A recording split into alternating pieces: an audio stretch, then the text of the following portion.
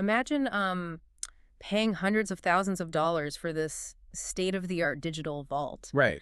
to store your absolute favorite television shows, your comfort movies, basically the defining media of your life. Like a personal archive. Exactly. And you lock the door, you pay your little monthly fee, and you think you're totally safe. It was you bought it. Right. Only to wake up one morning, open the vault, and realize you didn't buy a vault at all. Not even close. You bought a temporary timeshare in a digital bazaar, and someone else just bought the rights to your living room. It is genuinely the great consumer deception of the 21st century. Welcome to Off the Record. We are just so thrilled to have you joining us for what promises to be an incredibly dense, remarkably illuminating deep dive. Yes, very dense today. We are stepping away from the user interface. We're going to shatter the illusion of the modern streaming ecosystem today. Break it all down. And our director, Ryan Thomas, has curated an exceptional, frankly staggering dossier for us today. It's titled streamingwars.pdf. It really is a masterclass in forensic accounting and media law. Completely. And I think it's important to note right at the top that Ryan has also graciously provided a rather sophisticated selection of beverages for us in the studio tonight. He really outdid himself. He did. He suggested it might help us, properly digest the absolute labyrinth of corporate jargon we're about to wade through. A very civilized, very necessary touch. Highly necessary. I'm pouring the first round right now. Oh, thank you. I'm taking my first sip right now. And that is, oh, wow, that is excellent. Perfect. Very smooth. Okay, so let's unpack the core thesis of this dossier, because it fundamentally upends how you, me, and literally everyone listening interacts with their television on a nightly basis. It changes the entire paradigm. Right, because we all operate under this this digital vault fallacy. The vault illusion, yeah. You think, like, okay, I am paying my $10 for Peacock, therefore I have entered the NBC vault. Makes logical sense to the consumer. Right, you assume all NBC shows live here forever under lock and key simply because NBC made them. Precisely.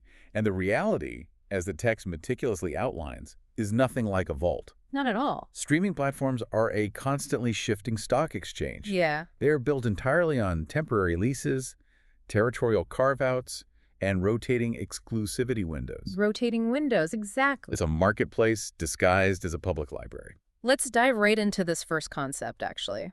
The fragmentation of rights. Oh, this is the crux of it all. Because the dossier lays out that streaming services simply do not own libraries in the way that we conceptualize them. They lease access. Right.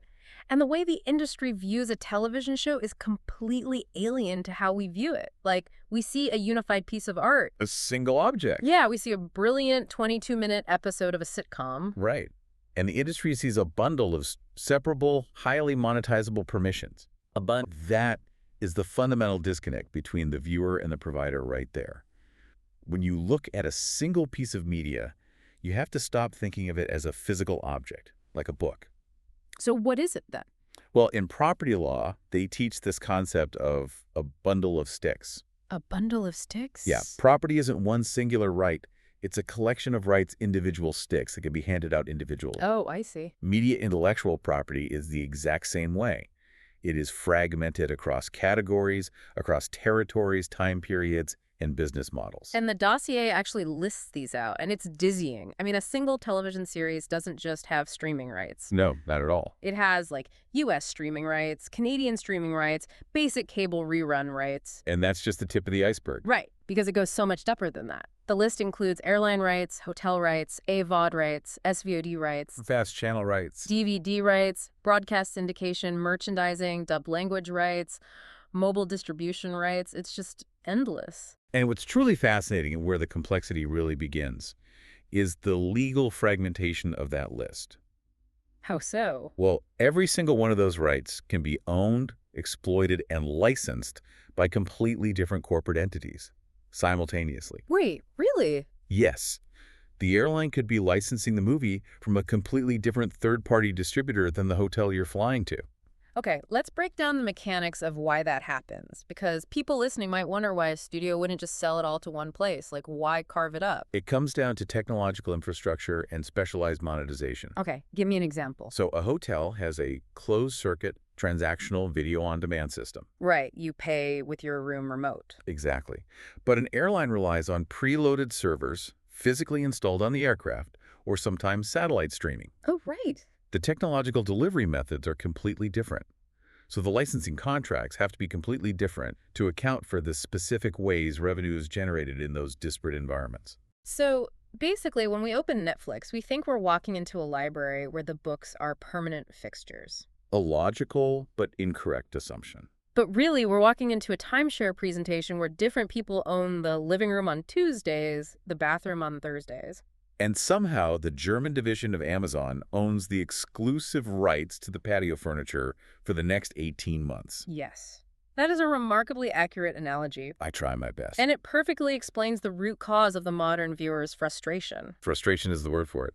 When a movie vanishes from your favorite app on the first of the month, it's not a server glitch. No, definitely not. It's the expiration of a hyper-specific, legally binding, temporary timeshare agreement. The platform never owned the movie. They just rented the living room for a 52-week window. Okay, so if rights are just these temporary fragmented timeshares, how does this explain the branding? Ah, the branding. Because the branding of these platforms is incredibly confusing when you apply that logic. It completely contradicts consumer intuition. Let's look at Peacock. Yes, the Peacock paradox. I'm actually going to take another sip of this drink Ryan poured first. Go for it. It's remarkably smooth. Is this a single malt? I think so. It really is good.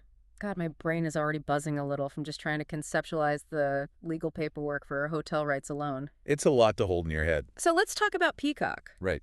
So Peacock is owned by NBC Universal. Correct. Consumers naturally and logically assume that Peacock should therefore contain only NBC Universal material. Because it's the NBC app. Exactly. But if you log in tonight, you see a completely different story. You see DreamWorks Animation, you see Lionsgate Films, A24 indie movies. WWE Professional Wrestling, Hallmark Christmas movies. I was on there the other day and saw an entire section of independent anime. It's a real mix. It's wild. Why on earth is NBC paying for Hallmark content when they have nearly a century of their own broadcasting history to rely on? Because, as the dossier clarifies so perfectly, Peacock is not a museum for NBC purity. It's not. No. It is a subscription platform fighting for its life in a daily war for user retention. Retention? Original, exclusive production alone simply cannot sustain constant daily engagement from a subscriber base. They need sheer volume. Right, people burn through shows too fast. So they go out into the open market and buy temporary streaming rights, bulk catalog content, and ad-supported packages from their direct competitors. Wow. And the text points out that licensing outside content is often significantly cheaper and strategically much smarter than just relying on what they already own. Precisely. It's a numbers game. Okay, wait. I'm feeling a little warmer now. The drink is definitely hitting, but I need to push back on this. Push away. I want to unpack the actual mechanics of this so-called ownership. Okay. If NBC is spending millions of dollars to air a show on actual network television, Yeah. like if they market it, put it on billboards, air it on Thursday nights and make it famous, why wouldn't they just buy the whole damn thing outright from the start? Are they stupid? Why are they letting someone else own the long-term rights? Well, this brings us to the historical separation between television production and television broadcasting. Okay, walk me through it. And I must say, I love the way your brain immediately searches for the structural flaw in the business model. It's very sharp. Oh, thank you. You know I try to cut through the noise. But seriously, explain the flaw. It's a mechanism called deficit financing. Deficit financing. Okay. Historically, an NBC broadcast series might actually be created and owned by a completely different studio. Like who? Say, Sony Pictures Television or Warner Bros. Television. Even if it airs on NBC. Exactly. When NBC wants to air the show, they don't buy it outright. They pay a license fee to Sony. Okay. That fee usually only covers about 60 to 70% of the actual cost of making the episode. Wait, so the studio is losing money on every single episode? Exactly. Sony eats the 30% loss. That's the deficit. Why would they do that? That sounds insane. Because in exchange for taking on that massive financial risk up front, Sony retains the underlying copyright. Oh. NBC just gets the right to broadcast it first to their massive audience and sell premium advertising against it. I see. But the long-term syndication rights, the streaming rights, the international distribution, those belong entirely to Sony because they took the financial risk to produce it in the first place. Oh, wow. Okay, that makes so much sense. And the The dossier brings up a great example from Reddit regarding Law and Order, Special Victims Unit. Right. That was a huge controversy. People were absolutely furious because random older seasons of Law and Order were suddenly missing on Peacock. Yep.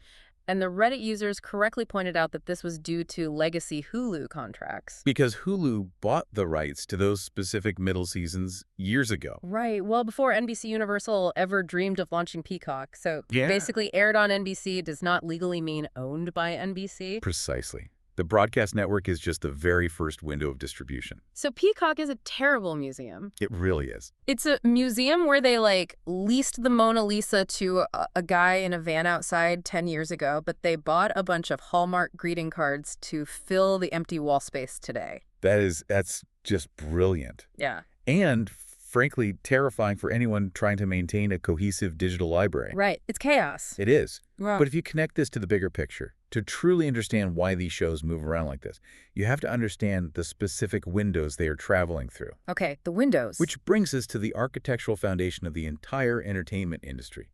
Windowing. Windowing, yes. Okay, pour me a little more of whatever Ryan left us, because we are about to enter the alphabet soup of streaming, and I need fortifying. Gladly. Just a splash. Generous splash, please. Perfect. Okay, windowing. So windowing is a timed release strategy. Right. It's a series of consecutive phases where one distributor temporarily gets exclusive rights to exploit a piece of media before it moves down the chain. It's like a waterfall. Exactly. And this isn't a new concept invented by tech companies. The text shows us the classic, decades-old film windows. How do it used to work? It starts in theaters for 90 days. Then it moves to hotels and airlines. Yeah. Then home video like VHS or DVD. Blockbuster days. Right. Then pay-per-view. Then premium cable like HBO. Then basic broadcast television. And finally, local syndication. Right, but streaming didn't kill that model, did it? Not at all. It just mutated it. It multiplied the windows. Look at the modern sequence the dossier outlines. We really need to walk through this because it's completely insane. Go for it. It goes theaters first, then PVOD, premium video on demand, which is digital rental for like $20. Correct. The pandemic really accelerated that one. Yeah. Then premium digital purchase. Then, say it's a Universal movie, it gets a 4-month Peacock exclusive streaming window. Right. Then it moves to an Amazon Prime window for 10 months. Then it goes to a Netflix window. Then it drops down to fast channels. Then basic cable reruns. Then eventually it cycles back to Peacock. It's exhausting. It's like a nomadic existence for a movie. A nomadic existence. I really, really like that phrasing. Thanks. You know, if you think about it philosophically. Uh-oh, here we go. No, really, a human life is just a temporary licensing window upon the earth. Wow. We're all just passing through our premium PVOD phases, hoping we don't end up in syndication too quickly before our overall rights expire. That is actually incredibly profound. Wait, are you... Okay, you got very deep just now. I'm fine. The whiskey is just very eloquent tonight. It really is. It really opens up the mind to the transient nature of intellectual property. Deep. But let's look at the acronyms, because this is where the average consumer gets incredibly lost and where the industry hides its true mechanisms.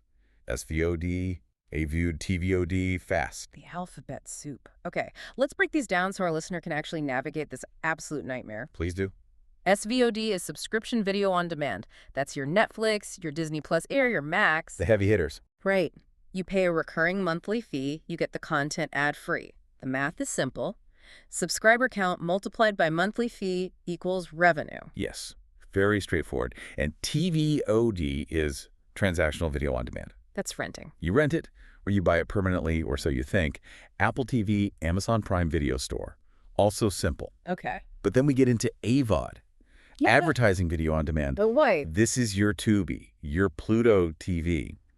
And the base tier of Peacock, it's free to the user, but you are forced to watch advertisements. And this is where the financial modeling completely diverges. Yes. With SVOD, the platform needs you to watch just enough to not cancel your subscription, like just one good show a month. Exactly. But with AVOD, they need your constant, unending eyeballs because they are selling your attention on a CPM basis. Cost per mil. Right, the cost per 1,000 views of an ad. Exactly. The more minutes you watch, the more ad impressions they serve, the more money they make. Simple math again. But here is the absolute revelation from the text. What is it? The ad-supported rights and the premium subscription rights for the exact same title can be sold completely separately. Wait, unpack that for me. You can own the premium ad-free rights to a movie on your SVOD platform. Okay. But you legally cannot show that exact same movie on your cheaper ad-supported tier because a completely different company like Tubi bought the AVOD rights. Are you serious? The rights are split by the monetization mechanism itself. That is insane. That is genuinely insane. It's the modern bundle of sticks. Imagine buying a car, but the dealership tells you that you're only legally allowed to drive it if you don't turn on the radio because someone else bought the acoustic rights to the vehicle. That's exactly what it is. Wait, what was I saying? The acoustic rights. Oh, fast channels. Let's talk about fast channels. Free ad-supported streaming television. Yes. The linear-style channels that are taking over the entire internet right now. It's just cable. It's literally just cable television. Basically, yes. I'm looking at the dossier, and it describes FAST as having scheduled programming with mandatory commercial breaks playing in a continuous linear format. You tune in at 8 p.m. And you watch whatever the hell is playing at 8 p.m. Like, we spent a decade of our lives, billions and billions of dollars in venture capital, disrupting the television industry. Destroying the traditional broadcast model. Telling everyone to cut the cord. Just to literally invent cable television again on the internet. It's beautiful. Ryan, are you hearing this in the booth? We invented cable again. My mind is entirely blown. It is the great cyclical irony of modern media. They burn down the village just to sell us the ashes in a different colored box. God, that's depressing. But before we move on to the next section, I really want to go back to something you mentioned earlier. What was it? Airline rights. Oh my God, yes. Airline rights. I'm obsessed with this. Who makes these decisions? It's a very niche field. Have you ever looked at the movies on an airplane? It is the most deranged curation of media on the planet. Truly. It's always like the second Harry Potter movie, a documentary about a sushi chef from 2012, and a Katherine Heigl romantic comedy from 2004. Just a completely random assortment. Who is the person sitting in a windowless office deciding the airline rights? I need to know their name. I need to understand their soul. I imagine it's someone very, very tired. Poor guy. Just a guy named Greg staring at a massive Excel spreadsheet of very cheap, highly fragmented licenses that are about to expire. Oh, Greg. I feel for Greg. But what's beautiful about you is that you're the only person I know who would genuinely care about the emotional state of the airline rights negotiator. Well, someone has to. It's why I love doing this deep dive with you. You truly understand the gravity of AVOD and airline rights. And I appreciate your brain so much for being able to untangle it all, because I'm looking at this dossier right now, and the words are starting to sort of float off the page a little bit. The font is getting smaller. The margins are getting very wavy. Let's talk about territorial fragmentation. Sure. Section 4. My glass is empty, by the way. Allow me. I think we're moving on to the tequila Ryan left us. I want tequila now. Great. So, territorial fragmentation. This explains why your Netflix catalog in the United States is entirely, fundamentally different from the catalog in Canada or Japan or the UK. Right. Because the internet has no borders, but copyright law absolutely does. Precisely. The rights are sold country by country, territory by territory. It's like franchising. Good analogy. It's like McDonald's giving someone the exclusive right to sell Big Macs in Germany, but a totally different person the right in the UK. Exactly. A studio might sell the UK broadcast rights to Sky, the US streaming rights to Hulu, the German rights to Amazon, and the Australian rights to Stan. All at the exact same time for the exact same show. Yes. This is why everyone and their mother downloaded a VPN a few years ago. To jump the borders. Right. People thought it was a technical limitation of the internet. They thought Netflix was just broken in their country. But it wasn't. No, it's just invisible lawyers drawing borders in the digital sand. Yes. It's all invisible lawyers. And it ties directly into the economics of why content leaves these platforms, which makes people so angry. Oh, the backlash is always severe. People get so upset, they go on Twitter and they scream, "Why remove the show? It's your own original show. The files are just sitting on a server. It costs you nothing." But that is the biggest lie of the digital age. Tell me. People think if you own the server and you own the digital file, hosting it is basically free. Right, because it's just data. But every single title on a streaming platform carries massive ongoing financial liabilities. Liabilities. Okay, explain this to me. Let's break down the mechanics, because my brain is a little fuzzy from the tequila, but I know this is super important. Okay.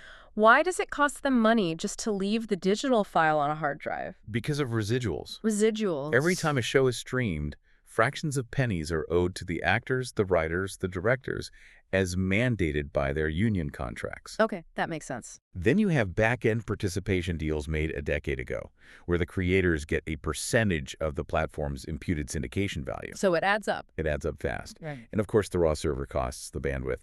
But the one that really gets me, the one that truly breaks my heart, is metadata management. Metadata management.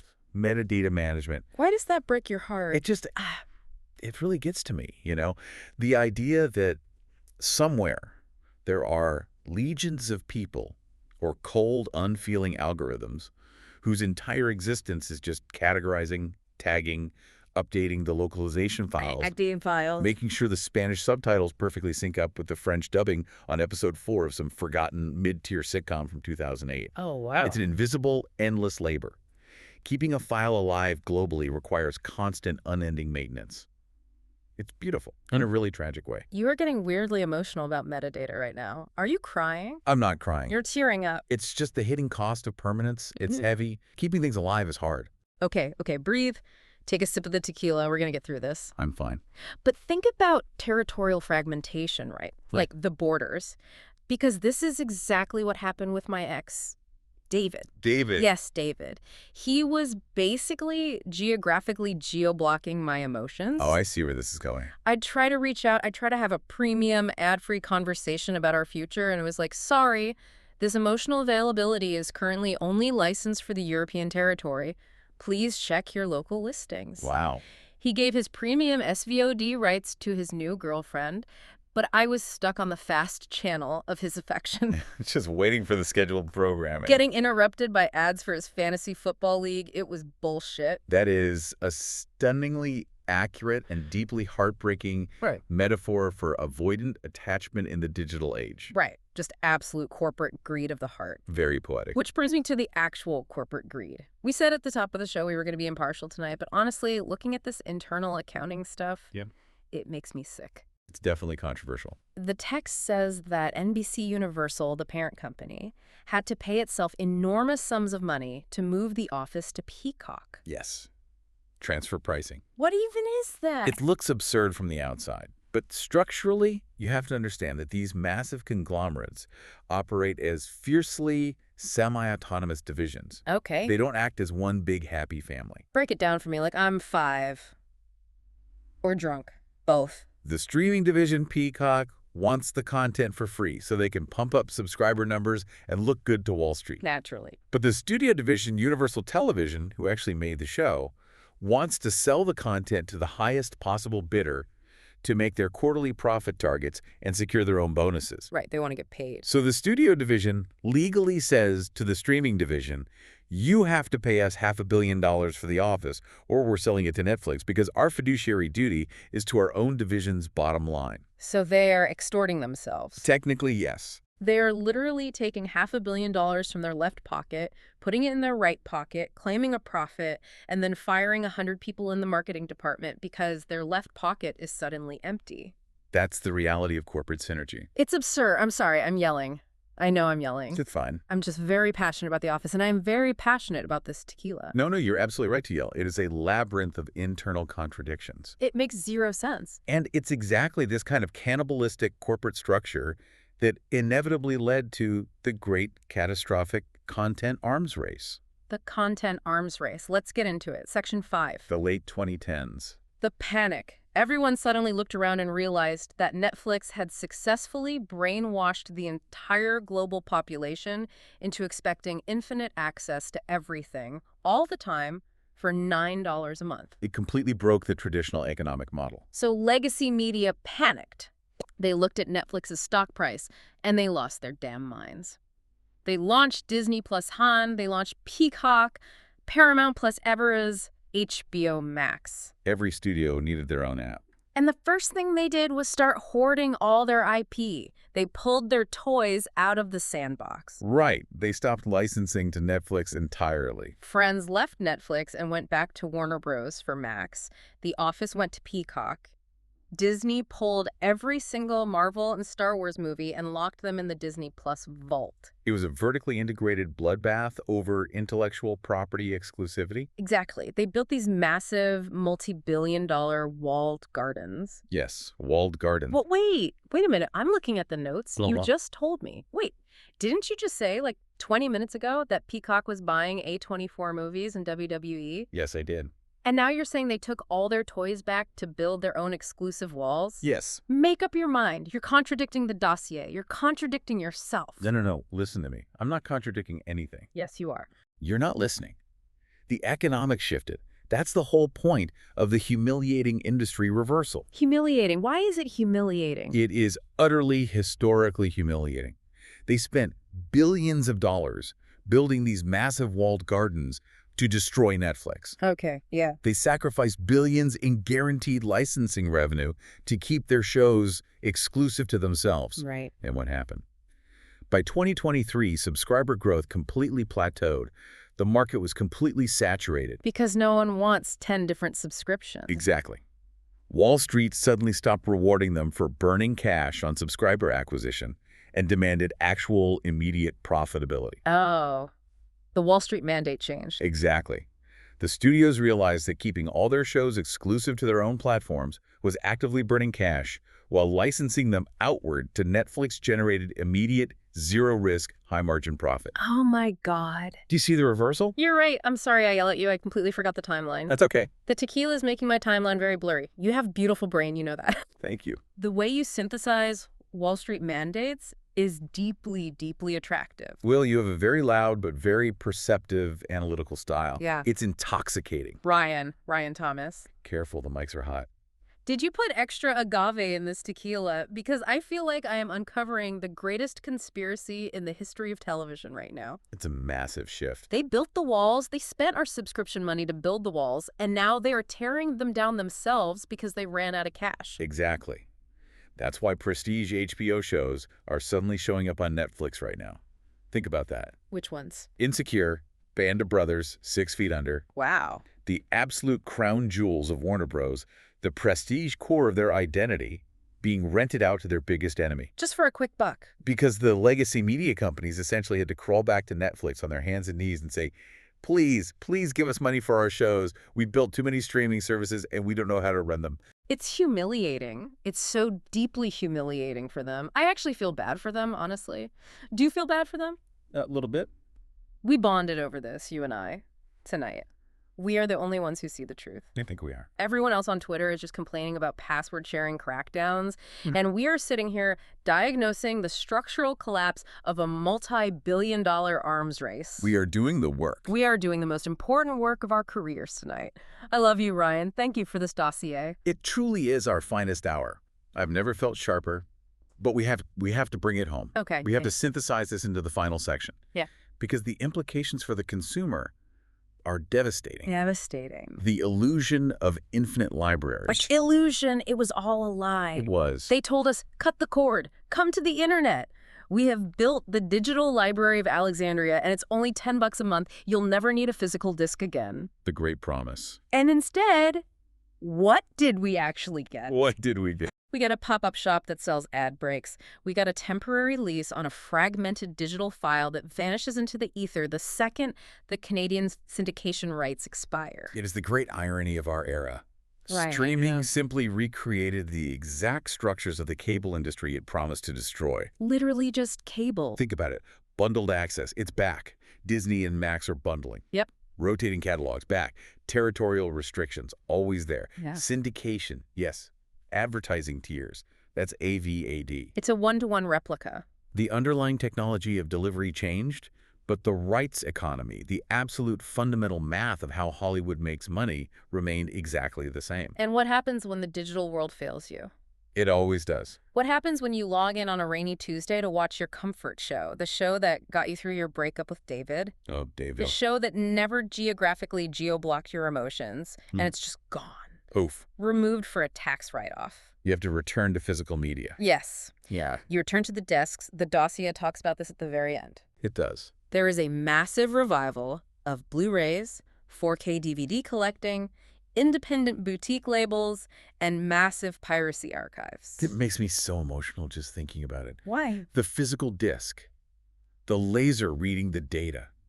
Because physical ownership completely short-circuits the entire licensing economy. It bypasses all the bullshit. It avoids the expiration window entirely. Yeah. A studio executive cannot legally reach into your living room and take your physical copy of Lord of the Rings off your shelf just because Amazon outbid them for the SVOD rights. Exactly. A Blu-ray will never leave you. Never. A Blu-ray doesn't care about a premium PVOD window. A Blu-ray doesn't care if NBC is extorting itself through internal transfer pricing. It's immune. A Blu-ray just loves you for who you are. I have a whole shelf of them now. I hold them. I just hold them sometimes when I'm sad. It's an act of rebellion. Is it? Yes. Buying a DVD in 2026 is a profound act of political defiance against a system that wants to rent your own culture back to you in perpetuity. Wow. Peacock having non-NBC shows isn't a bug. Netflix losing shows isn't a glitch. It is the system. They are all temporary rights marketplaces pretending to be libraries. We're temporary too, you know, like you said earlier. We are? We're just passing through our windows. My window with David closed. I'm sorry about David. But I want the listener to know we will never rotate out of your life. Never. We are permanent. We are the physical media of your deep dive library. That's beautiful. We aren't going anywhere. You can download us, keep us on a hard drive. We're yours. Before we go, before I completely lose my train of thought to this tequila, I want to leave you, the listener, with one final, slightly fuzzy but very important thought. Great on them. If streaming was marketed as the ultimate revolution, but it turned out to just be cable 2.0, Right. built on the exact same rights economy, the exact same syndication rules, the exact same advertising models, what the fuck is cable 3.0 going to look like? When this system collapses, are we just going to regress entirely? Are we just going to start acting out television plays for each other in our living rooms because the digital licenses are too expensive to broadcast? Oh my God. We're going to have to use shadow puppets. Probably. The studios are going to own the intellectual property rights to our hands. They're going to monetize our fingers. That's a terrifying thought. The corporatization of the shadow puppet. It is. It really is. Listen, you've been listening to The Deep Dive. No, wait, off the record? Off the record. This is off the record. We canonically established that. And I just want to say, I love you, listener. I truly do. We dove too. And I love your brain, my expert friend. You synthesize Wall Street mandates and metadata like nobody else I've ever met. And I appreciate your passion. You bring the territorial fragmentation to life. You make the legal paperwork sing. Ryan Thomas, please order us a pizza or some tacos. I don't care. Just use the corporate card. He earned it. Use the AVOD money we made from this deep dive. Buy us food, Ryan. Good night, everyone. Keep your DVDs safe. Build your physical vaults. Good night. Watch the windows. They're always closing.